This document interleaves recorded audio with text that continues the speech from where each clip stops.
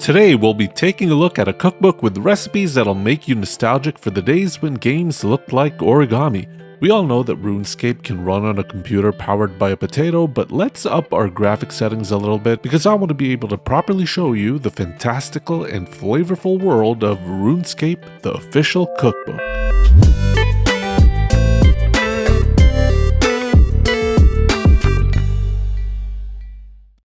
RuneScape, the official cookbook by Jarrett Melendez and Sandra Rosner, is a culinary time capsule of one of the most beloved OG MMORPGs, RuneScape. The cookbook's 50-plus recipes take inspiration from both RuneScape and old-school RuneScape, but before I expand on that, let me set up the story. A demented, evil wizard named the Culinaromancer has returned and has used his powerful food magic to trap the leaders of the secret council of Gielinor. In order to free them, you must recreate every single recipe from this cookbook. That is quite a mission. As you go on your quest, you can level up in your achievement diary by completing kitchen tasks that range in difficulty, a cute little page that is a pretty neat idea to gamify the experience of the cookbook. Each chapter of the book opens up with a brief rundown on a specific member of the Secret Council. Expect plenty of references to the game's quests. A lot of those references went way over my head since I've only barely touched RuneScape, but I'm sure all of you RuneScape vets will catch a lot of them. And once you've reached the end of your journey at the end of the book, a quest certificate awaits as your reward for defeating the Culinaromancer. Congratulations! And as I mentioned, this book covers both RuneScape and old school RuneScape, but I think it feels more like the old school one since a lot of the characters and item models have that low poly look. Man, video games have come a long way. I love how each recipe page shows how the food item looked like in the game. It must have been quite a challenge to turn these into real recipes since a lot of these food models you can see that there's not a lot to go off of. Thankfully, most of the recipes also come with really nice full-color photos, but unfortunately, some of them don't. The food photos are expertly staged and well-plated, and it's nice to compare the low-poly versions and the real-life versions side by side. And what might be the sweetest bonus of all, at the end of the cookbook, you'll find a code for an exclusive in-game item for the chef's outfit, which is such a neat add-on. I don't play RuneScape, so I'll probably give this one to one of my Patreon members as a small token of thanks for your support. By the way, if you want to support the channel and you want to be able to vote on cookbooks and recipes I do for these videos, then I invite you to check out my Patreon. Thanks! Before the Culinaromancer gets any more bad ideas, let's go ahead and make food magic as we concoct 3 dishes from the RuneScape cookbook. Our first stop is Shiloh Village, where we'll be feasting on the succulent Oomlie bird in the form of cooked Oomlie wrap. This recipe is the RuneScape-ified take on the traditional Yucatan dish of slow-cooked marinated chicken, pollo pibil. Let's get started. Now to make the marinade, in a blender, place in 2 tablespoons of achiote paste, 6 cloves of garlic, 1 sliced up yellow onion, half a cup of freshly squeezed orange juice, a quarter cup of lime juice, a quarter cup of lemon juice, a tablespoon of salt, 2 tablespoons of ground cumin, 1 teaspoon of ground coriander, a teaspoon of Mexican oregano. Unfortunately, I couldn't find any, so I'm going to be using regular oregano, even though the Mexican oregano apparently tastes a lot different. Add to that a teaspoon of black pepper, half a teaspoon of cinnamon, and a quarter teaspoon of ground clove.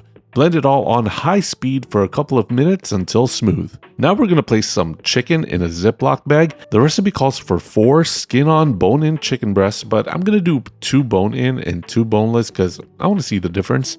Then submerge the chicken in that marinade and zip it up while pressing out as much air as possible. Then let this marinate in the fridge for a minimum of 4 hours. While we wait on that, let's make some sauce to go with it. Some infernal sauce. This habanero-based sauce starts by heating 2 tablespoons of oil in a large skillet over medium-high. Add in half a roughly chopped up yellow onion and cook this for about 5 minutes or until soft. Then add in 2 roughly chopped plum tomatoes, 4 ounces of fresh pineapple, 4 stemmed and chopped habaneros, and 2 cloves of garlic, and cook these for about 7 to 10 minutes until nice and fragrant.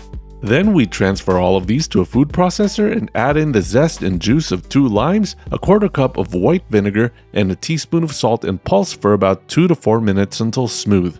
You can add some more salt according to your liking, and you can add some more vinegar if it's too thick since it's supposed to be runny and pourable. Place your hot sauce in an airtight container and we'll be using this for our Oomlie wrap later. Once we're ready to cook the chicken, line a pan with a couple of banana leaves in a cross shape. and right in the middle, place on 4 sliced plum tomatoes and 1 sliced yellow onion, then your marinated chicken. My chicken breasts were humongous and it was incredibly hard to wrap the banana leaves around, so I ended up using extra banana leaves and dividing all the contents into 2 pouches instead of 1. The cookbook also suggests using aluminum foil to wrap the whole bundle. Once we got our pouches ready, roast these in the oven at 450 degrees Fahrenheit for about an hour until the chicken inside the pouch registers 150 degrees Fahrenheit on a meat thermometer. Then cut open the top part of the pouch to expose the chicken meat and pop it back in the oven at 500 degrees Fahrenheit and roast for another 20 minutes to brown the top. Then remove the chicken and serve this with some warm tortillas, crema, cotija cheese, and the infernal sauce. Aromatic and succulent, cooked Oomlie wrap. That looked pretty good, but now for something terrible in the form of this terrible pie. Why is it terrible? Maybe it's because in the game these are made by using either a manky crayfish or a stinking potato on the maggoty pie shell, but this is real life, so I hope it'll be okay. To make the crust, place in 2.5 cups of all-purpose flour, 16 tablespoons of cold unsalted butter, and 1 teaspoon of salt in a food processor and mix everything for about 2 minutes until it looks like wet sand. Transfer everything to a large bowl and add in 1/3 cup of ice cold water and mix it all up. If it's still too dry, add another 1 or 2 tablespoons of cold water, which is what I did. Also had to use my hands a bit to get everything well incorporated. Divide the dough into 2 discs, wrap in cling wrap, and chill in the fridge for at least an hour. Now for the filling. In a Dutch oven, heat up 4 tablespoons of unsalted butter and 2 tablespoons of oil over medium heat. Once the butter is melted, add in a 1/4 cup of all-purpose flour. Cook and stir frequently for 10 to 15 minutes until you have a nutty smelling roux. Then add in 1 finely chopped yellow onion, 1 diced green bell pepper, and 3 stalks of minced celery. Cook this for another 7 to 10 minutes until soft, then add 6 cloves of minced garlic and 1 tablespoon of Old Bay seasoning. Stir for another minute and then add in a 3/4 cup of seafood stock and half a teaspoon of heavy cream. Continue to cook, stir, and simmer for another 15 to 20 minutes and finally place in a pound of cooked crayfish or crawfish tails and remove it from the heat. What's odd is that the ingredients list also calls for a baked potato, but I reread the steps several times and the potato never comes up. Maybe it's used here, I don't know, maybe it's a typo. I decided not to add it. Once the crayfish have been mixed in, remove the filling from the heat and let it cool down to room temp. Back to the crust, roll out one of the discs to a circle about a 1/4 inch thick on a floured surface, then line a 9-inch pie plate with the dough with a 1-inch overhang. Place this back in the fridge when you roll out the other dough disc. Fill the pie plate with your filling and then combine 1 large egg with a tablespoon of milk in a small bowl. This is going to be our egg wash that we will be brushing the edges with. Top it with the other rolled out dough and trim the overhang to a 1/2 inch if you need to. Fold the overhang over itself and crimp to seal. My crimping doesn't look that great, but crimping ain't easy. Make 2 slits on the top crust to let the steam out, then brush the whole surface with the egg wash, then bake the pie in the oven at 400 degrees Fahrenheit for 45 to 60 minutes until the crust is golden brown. Let it cool down for about 15 to 20 minutes before serving your terrible pie. Now what better way to end a meal than with some slop? A slop of compromise. The in-game text describes it as an indescribable gray mush, and it's made of soggy bread, a dyed orange, and some spicy maggots. Thankfully, no maggots here. Instead, we're gonna bake 1 whole loaf of brioche, place all the slices on an oven-safe rack, and toast it all in the oven at 200 degrees Fahrenheit for about 45 minutes. Let it cool, then cut into 1/2-inch cubes. Toss this bread in a large bowl with 1 cup of dried cherries and a 3/4 cup of toasted flaked or slivered almonds and 1 cup of dark chocolate chips. In a separate bowl, place in 2 cups of heavy cream, 1 cup of whole milk, 4 large eggs, 8 tablespoons of unsalted butter, a cup of light brown sugar, 2 teaspoons of cinnamon, the zest of 1 orange, 1 tablespoon of vanilla extract, 1/2 teaspoon of almond extract, and 1/2 teaspoon of orange blossom water. Had a bit of a hard time finding that last one, but the Middle Eastern section of one of my local grocery stores came through. Beat everything together, then pour the mixture over the bread and combine everything well. Then transfer everything to a buttered 9x13 baking dish and sprinkle on another 1/4 cup of sliced almonds on top. Cover with aluminum foil and bake in the oven at 200 degrees Fahrenheit for 45 to 50 minutes. Then remove the foil and bake for an additional 15 minutes until golden.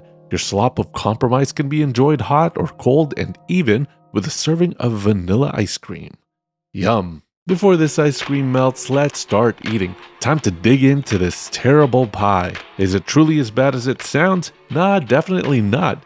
Immediately you get a strong seafoody taste. I think that's mainly in part because the seafood stock that I used was pretty strong. The gravy is rich and the Old Bay spices go with it really well, and I like the pop of those bites of crayfish complemented by the bell peppers and celery. But man, this crust is too good. I was afraid I was gonna mess it up because I usually mess up most things I bake, but this came out flaky and buttery, not soggy at all, and holds up to the filling very well. Super easy to make, and this just might be my new go-to pie crust recipe. So this pie is terrible in name only, but in fact, it's actually pretty decent.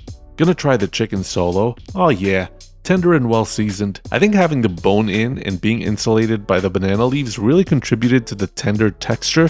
Beautifully savory with a vibrant red color. The tart tomatoes pair very well with it. Let's try with the tortilla, crema, cotija cheese, and the infernal sauce. The works. Whoa. Yeah, now we're talking. The cotija cheese and the crema gives it a creamy contrast from the tomatoes, but hands down the highlight for me is this infernal sauce. Super pineapple-y with a pleasing kick. I like my hot sauces very hot, so I probably would have added more peppers, but still, this is just tropical goodness that brings everything together. Chicken is great, but the hot sauce is the star. Okay, some of the ice cream melted, but a lot of it is still intact, so let's try the slop of compromise. Oh yeah. Warm and ooey gooey. The bread really absorbed the ingredients and flavors. It's also super rich and chocolatey. If you like chocolate, then I would keep the ratio, but for me, I think it's a bit too rich, so I would probably half the chocolate chips next time around. But I absolutely adore the addition of orange flavorings with the zest and orange blossom water. It gives me that Terry's chocolate orange vibe, but in like bread pudding form, you know? Orange and dark chocolate just go so well together, and the dried cherries adds to that sweet fruitiness. But yeah, if I was to do this again, I would just half the chocolate and maybe double the cherries. Overall, a really solid bread pudding, and heck yeah, it goes great with ice cream, especially when it's warm and fresh out the oven. So, is the RuneScape cookbook any good? I might not be into RuneScape, but I'm pretty into this cookbook. I like the way it highlights the lore of the games through its text and visuals, and I admire its attempt to gamify the experience. Also really like the food I made, and I'm confident there's even more tasty stuff in there. This cookbook gets a low poly thumbs up.